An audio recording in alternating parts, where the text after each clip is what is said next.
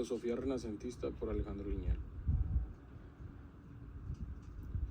La filosofía renacentista se desarrolló en los siglos XV y XVI, comenzando en Italia, después hacia el resto del continente europeo.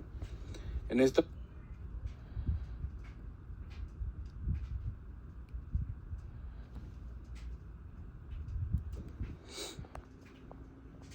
Filosofía renacentista por Alejandro Liñán. La filosofía renacentista se desarrolló en los siglos XV y XVI, comenzando en Italia, después hacia el resto del continente europeo. En esta época, los tres campos que se abordaron con mayor importancia son la filosofía política, el humanismo y la filosofía natural. Fue una época de un despertar intelectual con las bases de la antigua filosofía. Los principales filósofos renacentistas son Giordano Bruno, Galileo Galilei y Tomás Campanella. Giordano Bruno es el filósofo que desafió a la Inquisición por sus revolucionarias ideas sobre el universo y la religión. Esto causó su persecución por los inquisidores de Roma, condenándolo a la hoguera. El pensamiento de Bruno era que la Tierra no era el centro del cosmos, que la creencia de seres semejantes a nosotros en otros mundos que rendían culto a su propio Dios. También tenía una concepción materialista de la realidad, donde informaba, o más bien afirmaba, que todos los objetos están compuestos por átomos que se mueven por impulsos. Él creía que la composición de los objetos por átomos se mueven por impulsos, como lo comentaba. Con este pensamiento él asumía que una falsedad de la Eucaristía católica. Galileo Galilei, por su parte, fue un científico italiano que vivió en los siglos XV y XVI. Fue astrónomo, filósofo, físico, matemático e ingeniero. Inventó varios dispositivos, entre ellos el telescopio, y fue el primer científico en obtener pruebas experimentales de que la Tierra gira alrededor del Sol. A pesar de haber sido un científico brillante en su época y de haber dejado a la humanidad un legado invaluable, Galileo Galilei fue obligado por la Iglesia a negar sus propias teorías. Las frases más comunes de Galileo Galilei es: la duda es la madre de la invención, mide lo que se puede medir y lo que no, hazlo medible. Las matemáticas son el alfabeto con el cual Dios ha escrito el universo. Donde los sentidos nos fallan, la razón debe intervenir y sin embargo se mueve.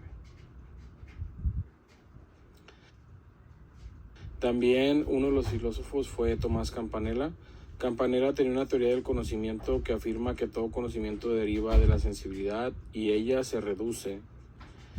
Entonces el conocimiento es sensorial, proporciona certeza absoluta y por lo tanto no requiere pruebas de ninguna clase. Escribió también un libro de nombre La Ciudad del Sol. Es una reacción contra la complejidad y la fragmentación, contra la incertidumbre, la dispersión, la pluralidad, contra el cambio. Vamos a hablar un poco acerca de la educación en el Renacimiento. En la época del Renacimiento, entre los siglos XV y XVI, la educación se basaba en las ideas de humanismo con enfoque al ser humano. En las escuelas se trataba de formar una persona muy desarrollada, libre y capaz de influir positivamente en la sociedad. Además de su desarrollo físico, también buscaban su crecimiento intelectual. Los alumnos estudiaban las lenguas antiguas, la literatura y las ciencias naturales. Aquí fue donde por primera vez los maestros trataron de ser un poco diferentes en el proceso educativo y combinarlo con el juego. Esto se hacía con el afán de que el niño mostrara interés y mostrarle cómo poder aplicar estos conocimientos en la vida real. Mi interpretación personal acerca de la filosofía renacentista es que se caracteriza por el pensamiento científico, convirtiendo al ser humano en el centro de la referencia, creándose un orden sociocultural. Se registraron avances sobresalientes en campos como astronomía, anatomía, biología, botánica, entre otros. Un ejemplo del gran nivel del pensamiento y la transferencia del mismo lo podemos observar en un ícono del Renacimiento que es Leonardo da Vinci, que desempeñó un sinfín de roles como científico, escultor, pintor, escritor, inventor, ingeniero, etc. Todo esto con las bases del pensamiento de la antigua Grecia y Roma.